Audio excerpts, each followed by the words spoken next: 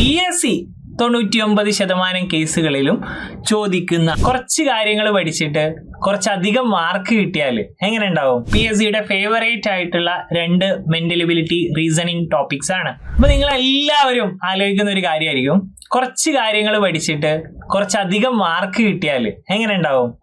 അപ്പൊ ആ ഒരു കാര്യമാണ് നമ്മൾ ഈ ഒരു വീഡിയോയിലൂടെ നോക്കാൻ പോകുന്നത്. ഷോർട്ട് ആയിട്ട് ഇനി വരാൻ പോകുന്ന degree prelims, degree mains, 10th level mains ഒക്കെ തുടങ്ങിയ പരീക്ഷകളിൽ ഒരു 30-40 മിനിറ്റ് നിങ്ങൾ കറക്റ്റായി ഇരുന്ന് പഠിച്ചു കഴിഞ്ഞാൽ 2 മുതൽ 4 മാർക്ക് വരെ നിങ്ങൾക്ക് എന്തായാലും കിട്ടുന്ന കുറച്ച് ക്വസ്റ്റ്യൻസ്, അതിൻ്റെ ടൈപ്പുകളാണ് നമ്മൾ ഈ ഒരു വീഡിയോയിലൂടെ നോക്കാൻ പോകുന്നത്. എൻ്റെ പേര് Ismail Kalady. Welcome to Xylem PSC YouTube channel. അപ്പോൾ ഈ ഷോർട്ട് ക്വസ്റ്റ്യൻസ് എന്ന സീരീസിൽ ഞാൻ എടുത്തിട്ടുള്ളത് PSCയുടെ ഫേവറേറ്റ് ആയിട്ടുള്ള 2 മെന്റൽ എബിലിറ്റി റീസണിങ് ടോപ്പിക്സ് ആണ്. ഒന്ന് കലണ്ടർ, 2 ക്ലോക്ക്. അപ്പോൾ ഒരിക്കലും കലണ്ടറും ക്ലോക്കും ഫുള്ളായിട്ട് നിങ്ങളെ പഠിപ്പിക്കാനല്ല ഈ ഒരു സീരീസിൽ നമ്മൾ ഉദ്ദേശിക്കുന്നത്.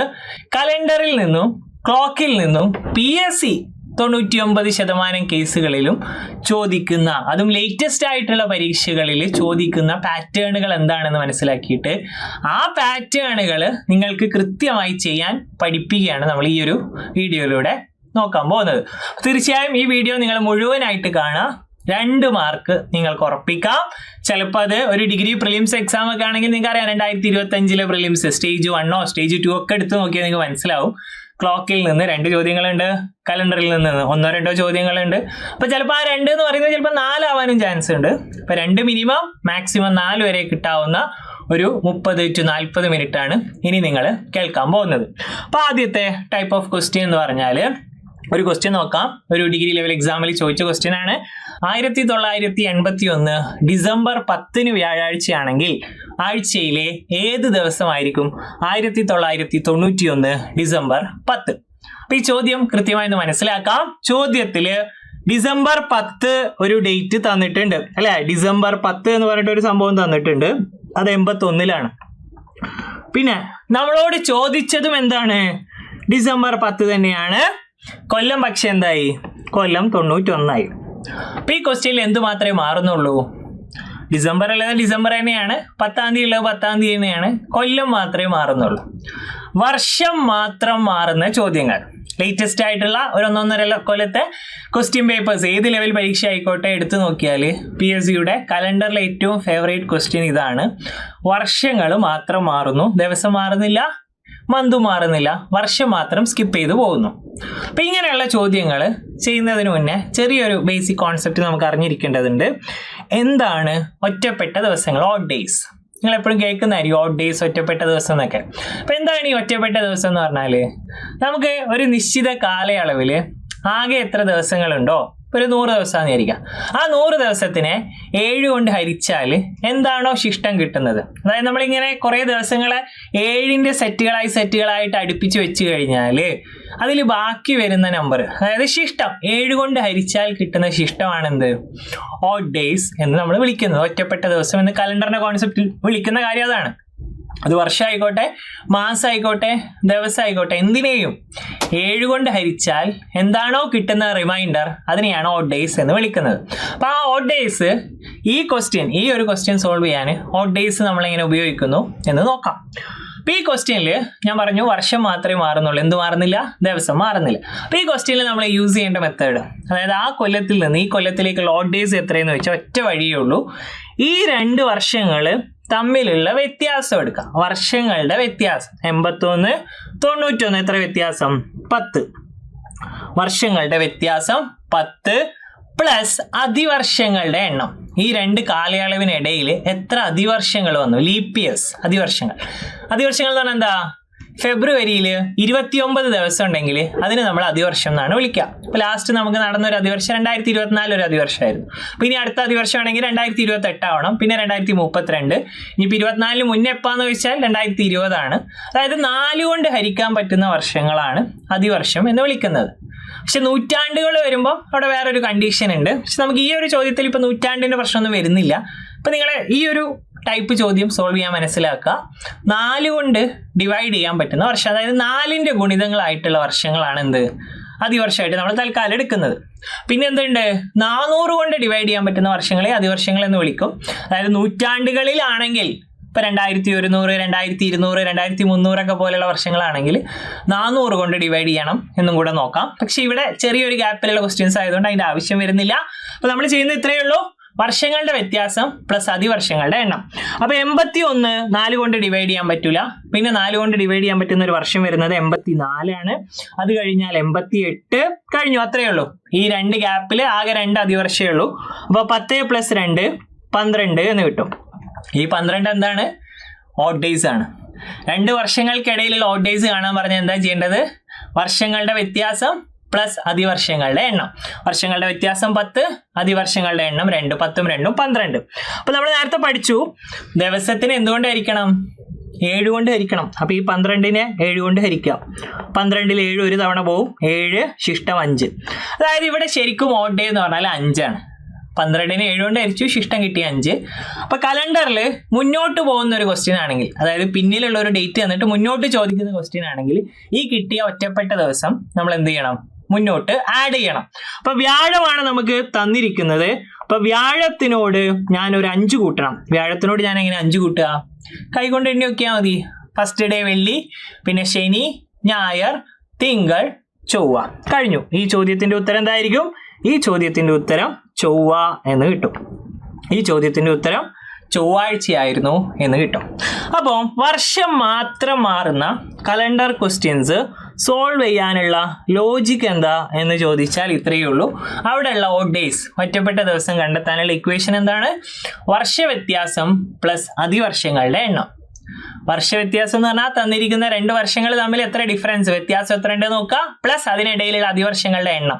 അത് എണ്ണി നോക്കുക. 2 ആണ് പ്ലസ് 2 എന്ന് എഴുതുക, 1 ആണ് പ്ലസ് 1 എന്ന് എഴുതുക. അതിനിടയിൽ അതിവർഷം ഒന്നും ഇല്ലെങ്കിൽ പ്ലസ് 0 എന്ന് എഴുതാം.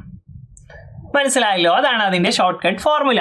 അപ്പൊ നമുക്ക് അത് ക്വസ്റ്റ്യൻസിൽ യൂസ് ചെയ്തിട്ട് കഴിഞ്ഞ ഒരു 6 മാസത്തിൽ മാത്രം PSC ചോദിച്ച ചോദ്യങ്ങൾ തന്നെ ഉണ്ട്, ഒരുപാടുണ്ട്. അപ്പൊ അത് തന്നെ നോക്കാം. 2026 പിന്നോട്ട് അങ്ങോട്ട് ഒരു 6 മാസം അല്ലെങ്കിൽ മാക്സിമം 1 വർഷ കാലയളവിൽ തന്നെ PSC ചോദിച്ച ഇഷ്ടം പോലെ ചോദ്യങ്ങളുണ്ട്. അപ്പോൾ ഓരോന്നായിട്ട് നോക്കാം. അപ്പൊ അടുത്ത ക്വസ്റ്റ്യൻ APO ഡ്രൈവർ എന്ന് പറഞ്ഞ പരീക്ഷയിലാണ്. 2001 ജനുവരി 5 വെള്ളിയാഴ്ചയാണെങ്കിൽ 2010 ജനുവരി 5 ഏത് ആഴ്ചയായിരിക്കും എന്നാണ് ചോദ്യം. എന്താണ് ക്വസ്റ്റ്യൻ, ക്വസ്റ്റ്യന്റെ ടൈപ്പ് ഏതാണ്, മാസം സെയിം ആണ്, ദിവസം സെയിം ആണ്, എന്ത് മാത്രമേ മാറിയുള്ളൂ, വർഷം മാത്രമേ മാറിയിട്ടുള്ളൂ. 2001 ഉള്ളത് 2010 ആയി. അപ്പൊ വർഷങ്ങളുടെ വ്യത്യാസം 9. വർഷങ്ങളുടെ വ്യത്യാസം 9. വർഷങ്ങളുടെ വ്യത്യാസം 2010 2001 തമ്മിലുള്ള വ്യത്യാസം 9. അതിവർഷങ്ങളുടെ എണ്ണം 2004 ഉണ്ട്, 2008 ഉണ്ട്, 4 8 കൂട്ടി 2 ആയി, 9 + 2 11. 11 ആണ് ഓഡ്. നേരത്തെ നമ്മൾ ചെയ്ത് എന്തായിരുന്നു, 11 എന്ന് പറഞ്ഞാൽ 7 മേലെ പോയി. 7 മേലെ പോയാൽ 11നെ 7 കൊണ്ട് ഹരിച്ചു, ശിഷ്ടം കണ്ടു, ശിഷ്ടം 4 ആണ്. നമ്മൾ എന്ത് ചെയ്യണം, മുന്നോട്ടാണ്, കലണ്ടറിൽ മുന്നോട്ടുള്ള ഒരു ഡേറ്റ് ആണെങ്കിൽ 4 കൂട്ടണം. ഓഡ് ഡേ കൂട്ടുക ചെയ്യുക. വെള്ളിയോട് 4 കൂട്ടിയാൽ ശനി, ഞായർ, തിങ്കൾ, ചൊവ്വ. വീണ്ടും കറക്റ്റ് ആൻസർ ചൊവ്വ എന്ന് തന്നെ കിട്ടുന്നു. അപ്പൊ വർഷങ്ങൾ മാത്രം മാറുന്ന ക്വസ്റ്റ്യന്റെ ഷോർട്ട് കട്ട് ഒന്നും കൂടെ പറയാം, വർഷവ്യത്യാസം പ്ലസ് അതിവർഷങ്ങളുടെ എണ്ണം. വർഷങ്ങളുടെ വ്യത്യാസം പ്ലസ് അതിവർഷങ്ങളുടെ എണ്ണം. അപ്പൊ ഈ ടൈപ്പിൽ തന്നെയുള്ള ഒരു 3-4 ചോദ്യങ്ങൾ കൂടെ നോക്കിയിട്ട് അതൊന്ന് സെറ്റ് ആക്കിയിട്ട് അങ്ങ് മുന്നോട്ട് പോവാം. അടുത്ത ക്വസ്റ്റ്യൻ LDC ഒരു സ്പെഷ്യൽ റിക്രൂട്ട്മെന്റിൽ ചോദിച്ച ക്വസ്റ്റ്യൻ ആണ്. 2007 ജനുവരി 1 തിങ്കളായാൽ 2011 ജനുവരി 1 ഏത് ദിവസം? എന്ത് മാത്രമേ മാറുന്നുള്ളൂ, 7 ഉള്ളത് 11 ആയി, ഡേ സെയിം ആണ്. അപ്പൊ എന്താ ചെയ്യാ, ഇവര് തമ്മിലുള്ള വ്യത്യാസം 2007 2011 തമ്മിലുള്ള വ്യത്യാസം 4 പ്ലസ് അതിവർഷങ്ങളുടെ എണ്ണം. 2007 കഴിഞ്ഞാൽ പിന്നെ അതിവർഷം ഏതാ, 4 കൊണ്ട് ഹരിക്കാൻ പറ്റുന്ന വർഷം 2008 മാത്രമേ ഉള്ളൂ. അപ്പൊ അതിവർഷങ്ങളുടെ എണ്ണം 1, 4 + 1 5. പിന്നെ ഈ 5നെ 7 കൊണ്ട് ഹരിക്കണമെന്ന് വെച്ചാൽ വേണ്ട, കാരണം ഇത് ഓൾറെഡി 7ന് താഴെയുള്ള ഒരു നമ്പറാ. നമുക്ക് കിട്ടിയ ഓഡ് ഡേ ഓൾറെഡി 7ന് താഴെ ആയതുകൊണ്ട് ഇനിയും നമ്മൾ 7 കൊണ്ട് ഹരിച്ച് ശിഷ്ടം എടുക്കേണ്ട ആവശ്യമില്ല. ആ 5 തന്നെയാണ് നമ്മുടെ എന്ത്, ഒറ്റപ്പെട്ട ദിവസം. അപ്പൊ നേരത്തെ ചെയ്ത പോലെ എന്ത് ചെയ്യണം, തിങ്കൾ +5. തിങ്കൾ 5 കൂട്ടിയാൽ എന്താ കിട്ടുക, ചൊവ്വ, ബുധൻ, വ്യാഴം, വെള്ളി, ശനി. നമ്മുടെ ഉത്തരം ശനി, ഓപ്ഷൻ C ആയിരിക്കും കറക്റ്റ് ആൻസർ. അപ്പൊ വർഷങ്ങൾ മാത്രം മാറുന്ന ക്വസ്റ്റ്യൻ ഞാൻ അതിലേക്ക് തന്നെ സ്ട്രെസ് ചെയ്യാനുള്ള കാരണം അവസാനമായിട്ട് PSC ഒരു കൊല്ലത്തിൽ ചോദിച്ച കലണ്ടർ ചോദ്യങ്ങളിൽ ഒരു 90% ചോദ്യങ്ങളും ഈ ടൈപ്പ് മാത്രമാണ്. ഇതാണ് ഇപ്പോൾ PSCയുടെ ഒരു ഹോട്ടായിട്ട് അല്ലെങ്കിൽ ട്രെൻഡിങ് ആയിട്ടുള്ള കലണ്ടർ ചോദ്യം. കലണ്ടറേ എപ്പോഴും ചോദിക്കും, അതിൽ തന്നെ എപ്പോഴും ചോദിക്കുന്നത് ഇതാണ്. അപ്പം ഇത് നല്ലതായി പഠിച്ചാൽ ഇനി വരുന്ന പരീക്ഷകൾക്ക് നിങ്ങൾക്ക് 1 മാർക്ക് ഉറപ്പിക്കാം. അപ്പം അടുത്ത ചോദിച്ച ചോദ്യം തന്നെ ഡിഗ്രി പ്രിലിംസ് 2025 പ്രിലിംസ്. ഇനിയിപ്പോൾ നിങ്ങൾക്ക് അറിയാം മെയ് 2 അടുത്ത പ്രിലിംസ് വരുന്നുണ്ട്. അപ്പം അതിലും നിങ്ങൾക്ക് എക്സ്പെക്ട് ചെയ്യാവുന്ന ഒരു ടൈപ്പാണിത്. വർഷം മാത്രം മാറുന്ന ക്വസ്റ്റ്യൻ. 26/1/2025 ഞായറാഴ്ചയാണെങ്കിൽ 26/1/2028 ഏതാഴ്ചയായിരിക്കും, ഏത് ദിവസമായിരിക്കും? അപ്പം എന്താണ് വർഷവ്യത്യാസം? വർഷങ്ങളുടെ വ്യത്യാസം 3 പ്ലസ് അതിവർഷങ്ങളുടെ എണ്ണം 25, 28 അതിവർഷങ്ങളുടെ എണ്ണം 0. കാരണം എന്താ ഇതിന് അതിവർഷം എടുക്കാത്തത്? എന്തുകൊണ്ടാ? ഈ അതിവർഷം എന്ന് പറഞ്ഞാൽ എപ്പോഴാണ് അത് വരിക? അത് ഫെബ്രുവരിയിലാണ്.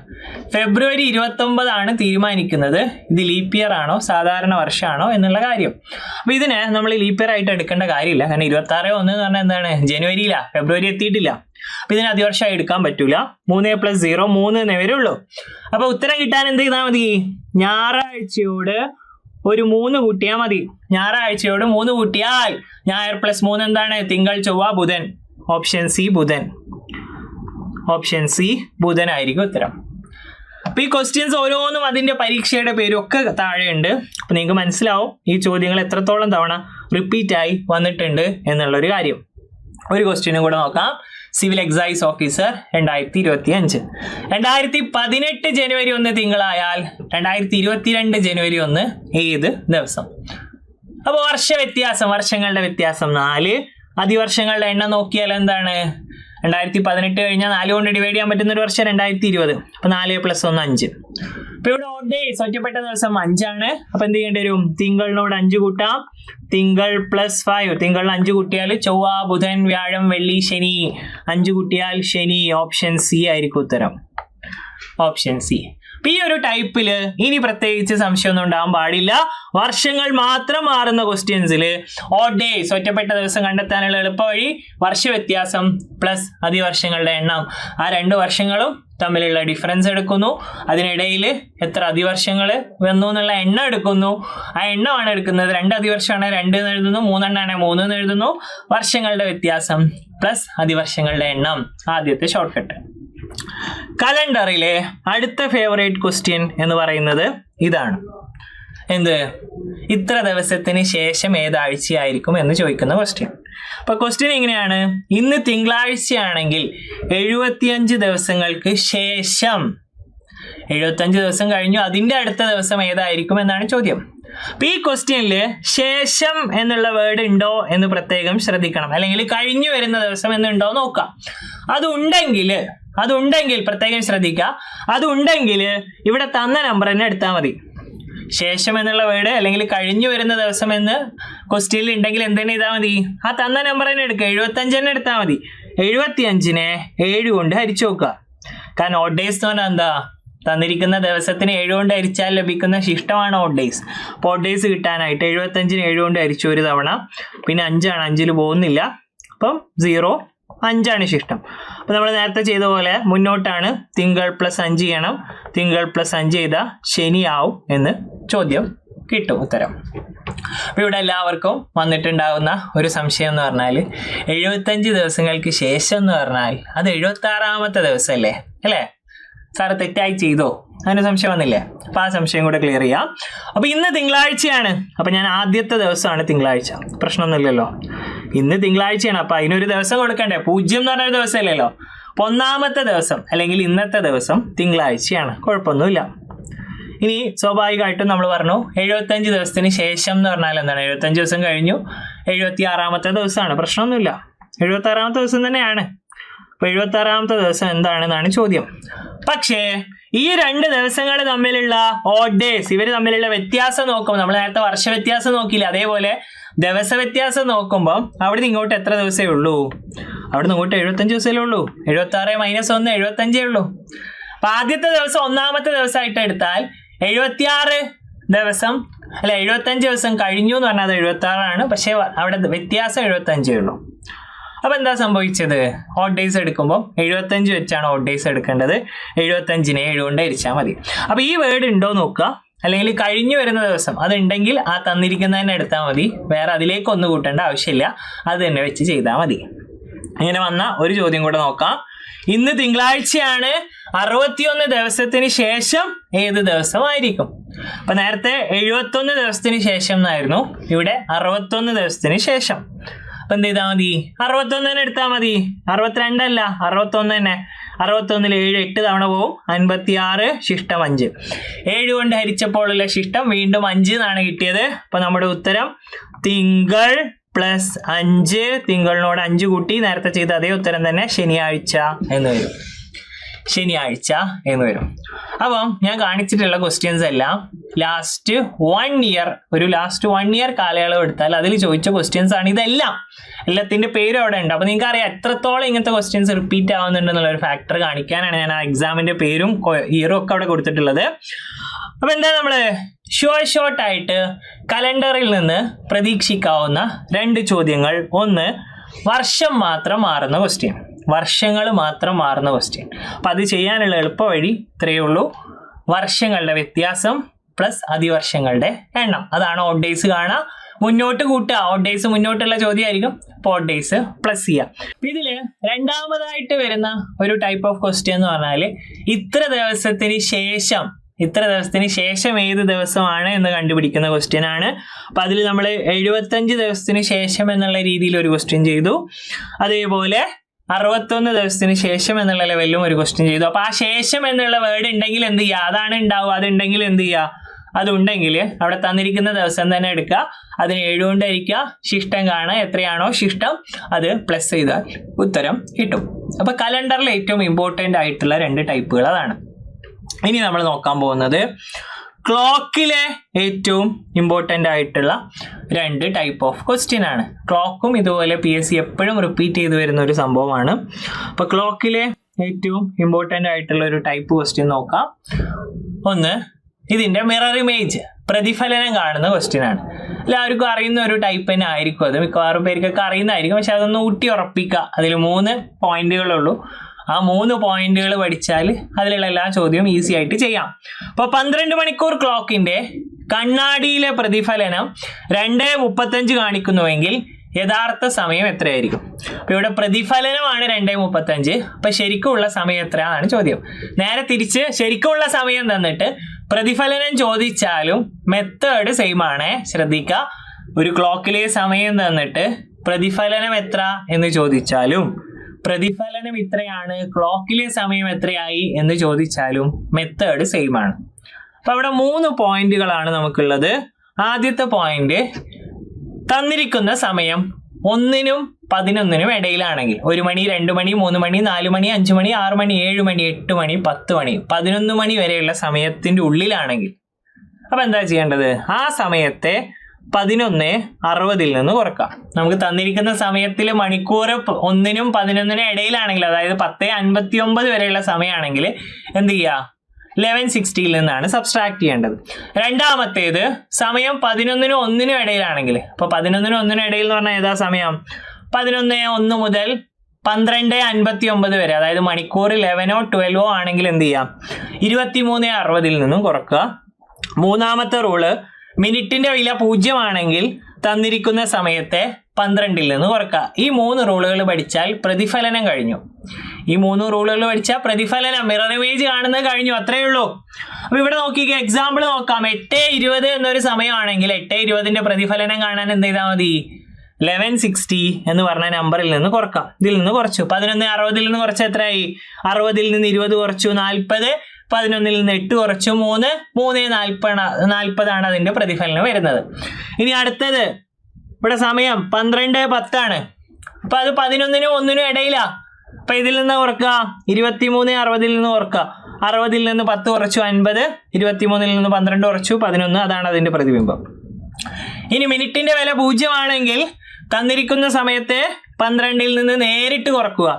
മിനിറ്റ് 0 ആണ്. ഇപ്പൊ എക്സാമ്പിൾ 5 മണി, 5 മണിയുടെ പ്രതിബിംബം ചോദിച്ചാൽ എന്താ? 12 നിന്ന് കുറക്കുക. 12 നിന്ന് കുറച്ചാൽ 12 - 5 7 മണി എന്ന് വരും. 7 മണി എന്ന് വരും. അപ്പൊ അങ്ങനെയാണ് 3 പോസിബിലിറ്റീസ്, 1160, 2360, 12. അപ്പൊ ആ 3 പോസിബിലിറ്റീസിന്റെ എക്സാമ്പിൾസ് നോക്കാം. ആദ്യത്തെ ക്വസ്റ്റ്യൻ 2:35 പ്രതിഫലനമാണ്. 2:35 പ്രതിഫലനം ചോദിച്ചാൽ നമ്മൾ കുറക്കുക 1160 നിന്നാണ്. അപ്പൊ 1160 മേലെ എഴുതി, 60 നിന്ന് 35 കുറച്ചു 25, 11 നിന്ന് 2 കുറച്ചു 9, 9:25 എന്ന് വരും. ഓപ്ഷൻ ബി ആണ് ഉത്തരം വരുന്നത്.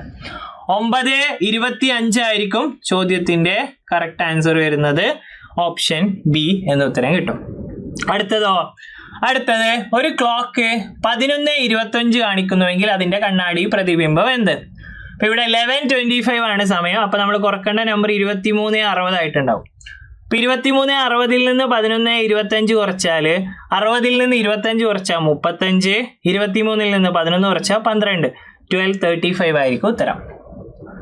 ഇത് വളരെ ഈസി ആയിട്ടുള്ള ഒരു ടൈപ്പാണ്. ഒന്നുമില്ല, സമയം നോക്കുക, മണിക്കൂർ എത്രയാണ് നോക്കുക, പ്രതിഫലനം കാണാൻ ഒന്നെങ്കിൽ 11:60 നിന്ന് കുറക്കണം, അല്ലെങ്കിൽ 23:60 നിന്നും കുറക്കണം. 23:60 നിന്നും കുറക്കണം. ഞാൻ 2-3 റാൻഡം വാല്യൂസ് വെച്ചിട്ടുള്ള എക്സാമ്പിൾസ് തരാം. ഇപ്പൊ എക്സാമ്പിൾ ആയിട്ട് പറയുകയാണെങ്കിൽ 5:27 പ്രതിഫലനം ചോദിച്ചു, അല്ലെങ്കിൽ 1:35 പ്രതിഫലനം ചോദിച്ചു, 11:23 പ്രതിഫലനം ചോദിച്ചു, 12:54 പ്രതിഫലനം ചോദിച്ചു. അപ്പൊ ഇവിടെയൊക്കെ നമ്മൾ കുറക്കേണ്ട നമ്പേഴ്സ് കൃത്യമായി നോക്കുക. അല്ലെങ്കിൽ വേറൊരു എക്സാമ്പിൾ 4 മണിയുടെ പ്രതിഫലനം ചോദിച്ചു. അപ്പൊ ഇതിലൊക്കെ ശ്രദ്ധിക്കുക, 5 മണിയാണ് എത്ര കുറക്കുക? 1160 ആണ്. 5:27 എന്ന് പറയുമ്പോൾ 1160 ആണ്. അപ്പൊ 5:27 കുറച്ച് എത്രയായി? 60 നിന്ന് 27 33, 11 നിന്ന് 5 കുറച്ചു 6, 6:33. അടുത്തത് നമുക്ക് കുറക്കുന്നതും 11:60 ആണ്. അപ്പൊ 11:60 നിന്ന് കുറക്കുമ്പോൾ ഇവിടെ 35 കുറക്കുമ്പോൾ 25, 11 നിന്ന് 1 കുറച്ചാൽ 10. അതായത് 11:60 മൈനസ് 1:35, 60 നിന്ന് 35, 25, 11 നിന്ന് 1 10, 10:25. അടുത്തത് 11:23 കുറച്ചാൽ 37 എന്ന് വരും. പിന്നെ 23 നിന്ന് 11 കുറച്ചാൽ 12. 23:60 നിന്ന് എന്ത് കുറക്കണം? 23:60 നിന്നാണ് ഇവിടെ കുറക്കുക. അപ്പൊ അത് കുറക്കുമ്പോൾ 60 നിന്ന് 23, 37, 12 എന്ന് വരും. ഇവിടെ അതുപോലെ കുറക്കുമ്പോൾ എത്ര ആവും? ഇവിടെ 23:60 നിന്ന് കുറക്കുമ്പോൾ 11:06 എന്ന് വരും. 11:06. 23:60 നിന്ന് ഈ വാല്യൂ കുറക്കുമ്പോൾ 60 നിന്ന് 54 പോയ 6, 23 നിന്ന് 12 പോയാൽ 11. ഇനി 4 മണിയുടെ പ്രതിബിംബം 12 നിന്നാണ് കുറക്കുക. 12 നിന്ന് കുറച്ചാൽ 8 മണി എന്ന് വരും. അപ്പൊ പ്രതിഫലനത്തിന്റെ ചോദ്യം one of the easiest in mental ability. Mental എബിലിറ്റിയിൽ വേഗം കിട്ടുന്ന ഒരു മാർക്കാണ്. 11:60, 23:60, മണിക്കൂർ 0 ആണെങ്കിൽ 12 നിന്നും കുറക്കാം. അപ്പൊ ഇതിൽ വരുന്ന ഡൗട്ട് 12 മണിയുടെ പ്രതിഫലനം എന്താന്ന് വെച്ചാൽ ഒരു ഡൗട്ട് വരാൻ ചാൻസ് ഉണ്ട്. 12 മണിയുടെ പ്രതിഫലനം 12 മൈനസ് 12 എന്നാവും. അപ്പൊ എത്രയാ? 0. 0 എന്ന് പറഞ്ഞാൽ ഏതാ സമയം? 0 എന്ന് പറഞ്ഞാൽ 12 തന്നെ. അപ്പൊ 12ന്റെ പ്രതിബിംബം 12 തന്നെയാണ്. അതേപോലെ 6 മണിയുടെ പ്രതിബിംബം എന്ത് തന്നെയാണ്? 6 മണി തന്നെയാണ്. അപ്പൊ പ്രതിബിംബവും ക്ലോക്കിലെ സമയവും തുല്യമാവുന്ന ഒരു ദിവസത്തിലുള്ള സമയങ്ങൾ ഏതൊക്കെയാന്ന് വെച്ചാൽ 12 മണിയും 6 മണി. അപ്പൊ പ്രതിബിംബവും ക്ലോക്കിലെ സമയവും ഒരു ദിവസത്തിൽ എത്ര തവണ തുല്യമാവുന്ന വെച്ചാൽ എത്രയാ? സമയങ്ങൾ ഏതാ വെച്ചാൽ 12 6. അപ്പൊ ഒരു ദിവസത്തിൽ എത്രയാന്ന് വെച്ചാൽ 4 ടൈംസ് വരും, 4 തവണ. കാരണം ഇത് 12 AM ആണ്, 12 PM ഉണ്ട്, ഇവിടെ 6 AM ഉണ്ട്, 6 PM ഉണ്ട്. 12 AM, 12 PM, 6 AM, 6 PM. അപ്പൊ മൂന്നാമത്തെ ആ ഒരു ക്ലോക്കിന്റെ ആദ്യത്തെ ടൈപ്പ്. ഇനി ക്ലോക്കിന്റെ ഇതേപോലെ പോപ്പുലർ ആയിട്ടുള്ള ഒരു ടൈപ്പും കൂടെ ഉണ്ട്. എപ്പോഴും വരുന്ന വേറൊരു ചോദ്യം കോണളവ് കാണാനുള്ള ക്വസ്റ്റ്യൻ ആണ്. എത്രയാണ് ഡിഗ്രി? ഒരു സമയം തന്നിട്ട് മിനിറ്റ് സൂചിയും അല്ലെങ്കിൽ മണിക്കൂർ സൂചിയും മിനിറ്റ് സൂചിയും തമ്മിലുള്ള കോണളവ് എത്രയെന്ന് ചോദിക്കുന്ന ക്വസ്റ്റ്യൻ.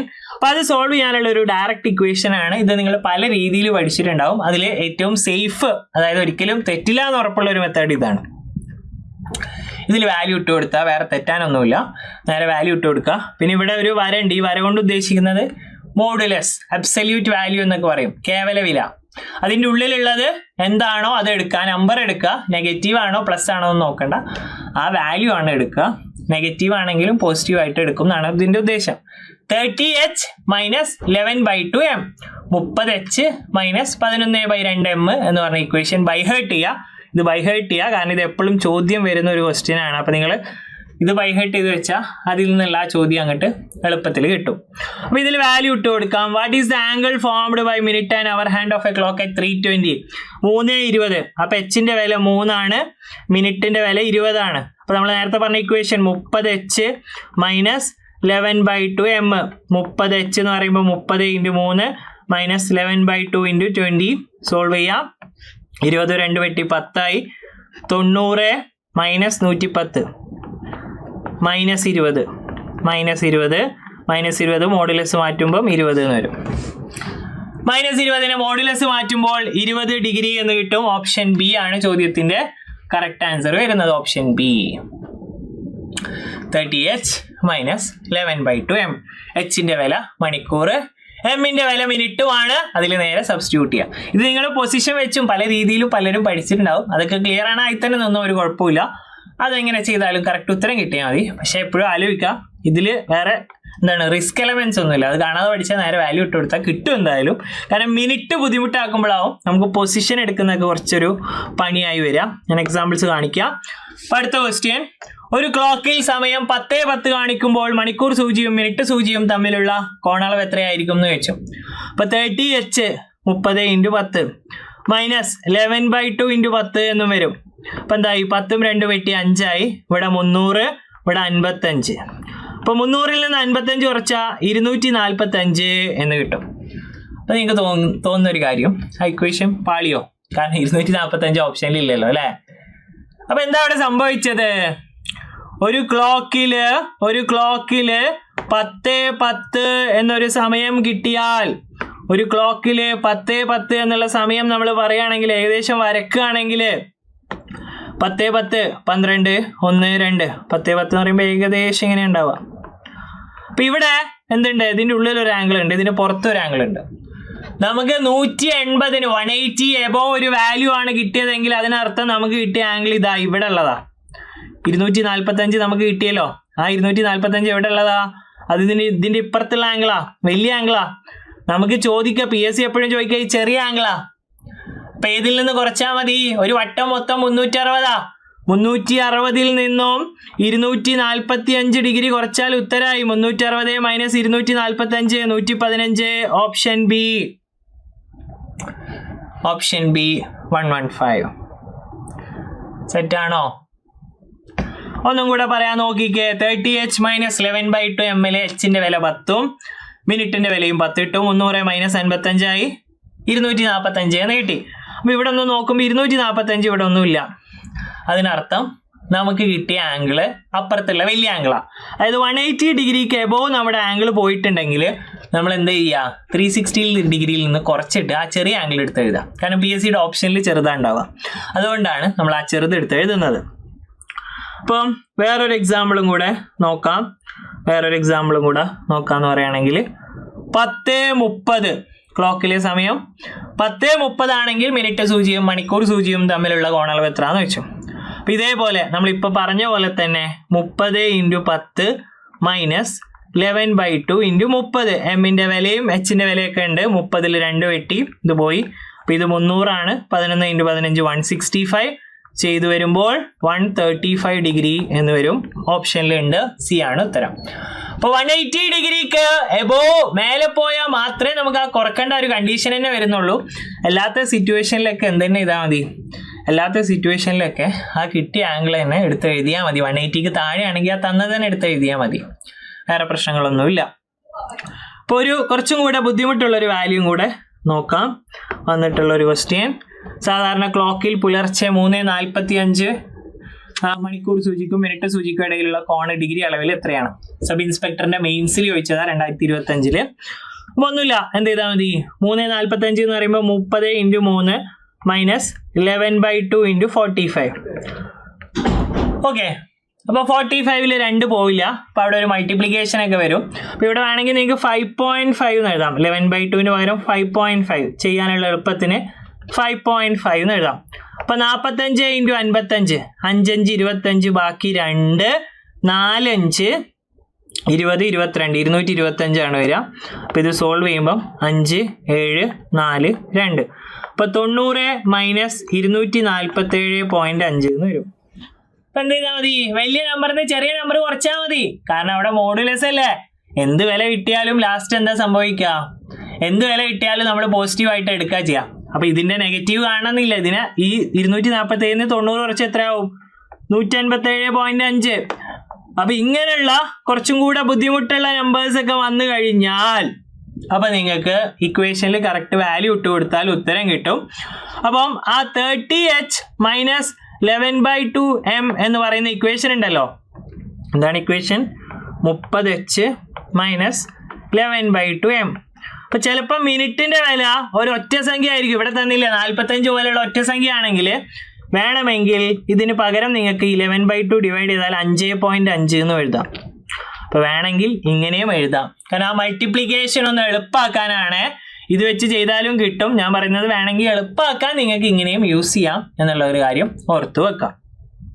ഇപ്പൊ ക്ലോക്കിലും പല ടൈപ്പ് ക്വസ്റ്റ്യൻസ് ഉണ്ട്. പക്ഷെ PSCയുടെ ഫേവറേറ്റ് 90% റേഞ്ചിൽ വരുന്ന ഷോർട്ട് റേഞ്ചിൽ വരുന്ന 2 ചോദ്യങ്ങൾ, ഒന്ന് പ്രതിഫലനം കാണാനും 2 കോണളവ് കാണാനുമാണ്. നമ്മൾ ഈ പറഞ്ഞ കാര്യങ്ങൾ മൊത്തത്തിലൊന്ന് സമ്മറൈസ് ചെയ്ത് പറയുകയാണെങ്കിൽ, ഈ ഇത്രയും പറഞ്ഞ കാര്യങ്ങൾ മൊത്തത്തിലൊന്ന് സമ്മറി ആക്കി പറയുകയാണെങ്കിൽ, കലണ്ടറിൽ നിന്ന് നമുക്ക് എപ്പോഴും എക്സ്പെക്ട് ചെയ്യാവുന്ന 2 ചോദ്യങ്ങൾ ഷോർട്ട് ക്വസ്റ്റ്യൻസ്. ഒന്ന് ഇയർ മാത്രം മാറുന്ന ക്വസ്റ്റ്യൻ, ഇയർ മാത്രം ചേഞ്ച് ചെയ്യുന്നു. 2 ഇത്ര ദിവസത്തിന് ശേഷം, അപ്പൊ അതിൽ എന്ത് മാത്രം മാറുന്നത്? ദിവസം മാത്രം മാറുന്ന ക്വസ്റ്റ്യൻസ്. അപ്പൊ ഇതിലും ഓഡ് ഡേ കണ്ടെത്തിയിട്ട് ചെയ്യുന്നു, ഇതിലും ഓഡ് ഡേ കണ്ടെത്തിയിട്ടാണ് ചെയ്യുന്നത്. പക്ഷെ ആദ്യത്തേതിൽ ഓഡ് ഡേ കണ്ടെത്താൻ ഒരു എളുപ്പ വഴിയുണ്ട്. വർഷങ്ങളുടെ വ്യത്യാസം പ്ലസ് അതിവർഷങ്ങളുടെ എണ്ണം. ഇയർ മാത്രം മാറുന്ന ക്വസ്റ്റ്യനിൽ വർഷങ്ങളുടെ വ്യത്യാസം പ്ലസ് അതിവർഷങ്ങളുടെ എണ്ണം. ഇനി ക്ലോക്കിലെ ഏറ്റവും പോപ്പുലർ ചോദ്യങ്ങൾ, എപ്പോഴും വരുന്ന ചോദ്യങ്ങൾ, നിങ്ങൾക്ക് മാർക്ക് എപ്പോഴും കിട്ടേണ്ട ചോദ്യങ്ങൾ, ഒന്ന് പ്രതിഫലനത്തിന്റെ ചോദ്യം, മിറർ ഇമേജിന്റെ ചോദ്യം, പ്രതിഫലനം കണ്ടെത്താനുള്ള ചോദ്യം. 2 കോണളവ് കണ്ടെത്താൻ, അടുത്തത് കോണളവിന്റെ ചോദ്യങ്ങളാണ്. അപ്പം ഇങ്ങനെ ഈ ഒരു രീതിയിൽ നമ്മൾ ഇത് പഠിച്ചു കഴിഞ്ഞാൽ ഞാൻ പറയുന്നു 2 മാർക്ക് നിങ്ങൾക്ക് കിട്ടും. അപ്പം ഇത് മൊത്തമായിട്ട് നിങ്ങൾ പഠിച്ചിട്ടുണ്ടെങ്കിൽ 2 മാർക്ക് നിങ്ങൾക്ക് എന്ത് ചെയ്യാം? എക്സ്പെക്ട് ചെയ്യാം. അപ്പം ഇതുപോലെ മാത്സ്, ഇംഗ്ലീഷ്, മലയാളം നിങ്ങൾക്ക് അറിയാം, നമ്മുടെ ബേസ് ആയിട്ടുള്ള സബ്ജക്റ്റ് ആണ്. ഏത് PSC പരീക്ഷ ആണെങ്കിലും ഇത് 3 ഇല്ലാതെ നിങ്ങൾക്ക് ഒന്നും ചെയ്യാൻ പറ്റില്ല. അപ്പം ഇതിന്റെ 1.0 ബാച്ച് നമ്മളിപ്പോൾ അടുത്ത് എൻഡ് ചെയ്തു. അപ്പം അതിന്റെ 2.0 ബാച്ച് ഏപ്രിൽ 6-ാം തീയതി മുതൽ സ്റ്റാർട്ട് ചെയ്യുന്നുണ്ട്. മാത്സ് ഞാനും അജ്മൽ സാറും എടുക്കുന്നു, ഇംഗ്ലീഷ് എടുക്കാൻ ഫാരിസ് സാർ ഉണ്ട്, സുമി മിസ് ഉണ്ട്, മലയാളം നിങ്ങൾക്ക് ഗുർവിയോ എടുക്കുന്നതായിരിക്കും. അപ്പോൾ ഈ 5 പേര് ചേർന്ന് എടുക്കുന്ന MEM ബാച്ചിന്റെ 2.0 ബാച്ച് ഏപ്രിൽ 6-ാം തീയതി ആരംഭിക്കുന്നുണ്ട്. എന്തെങ്കിലും സംശയം ഉണ്ട് ഈ നമ്പറിൽ വിളിക്കാം. അതുപോലെ ഫീസ് വെറും 7,999 എന്നുള്ളൊരു 99 എന്നുള്ളൊരു ഫീസ് മാത്രമേ ഉള്ളൂ. അതേപോലെ തന്നെ നമ്മുടെ അപ്കമിങ് ആയിട്ടുള്ള ബാച്ചുകൾ 10th ലെവൽ മെയിൻസ് എക്സാമുകൾക്കൊക്കെ പ്രിപ്പയർ ചെയ്യുന്നവർക്കും വേണ്ടിയിട്ട് general PSC foundation batch 4.0 start ചെയ്യുന്നുണ്ട്. ഏപ്രിൽ 10-ന് 1 കൊല്ലം വാലിഡിറ്റി ഉള്ള ഒരു കോഴ്സാണ്. LDC ലെവൽ സിലബസിൽ കവർ ചെയ്തു പോകുന്ന ഒരു കോഴ്സായിരിക്കും. ഏപ്രിൽ 10-ാം തീയതി ആരംഭിക്കുന്നു. അതേപോലെ കമ്പനി ബോർഡ് LGS ക്രാഷ്, അത് ഇപ്പം അടുത്ത എക്സാമോടെ എത്താനായി. അപ്പം അതിൻ്റെ ക്രാഷാണ് ഏറ്റവും ഇമ്പോർട്ടൻ്റ് ആയിട്ടുള്ള ഭാഗങ്ങൾ എടുത്തു പോകുന്ന ഒരു ക്രാഷ് ബാച്ചാണ്. ഏപ്രിൽ 20-ന് സ്റ്റാർട്ട് ചെയ്യുന്നു. അതിൻ്റെ വാലിഡിറ്റി ആ കമ്പനി ബോർഡ് LGS എക്സാം എന്നാണോ അതുവരെ ആയിരിക്കും അതിൻ്റെ വാലിഡിറ്റി വരുന്നത്. ഇതിൽ ഏത് ബാച്ചിനെ കുറിച്ച് സംശയം ഉണ്ടെങ്കിലും വിളിക്കാനുള്ള നമ്പർ ഇവിടെ നിങ്ങൾക്ക് സ്ക്രീനിൽ കാണാം. ആ ഒരു നമ്പറിൽ കോൺടാക്ട് ചെയ്യാവുന്നതാണ്.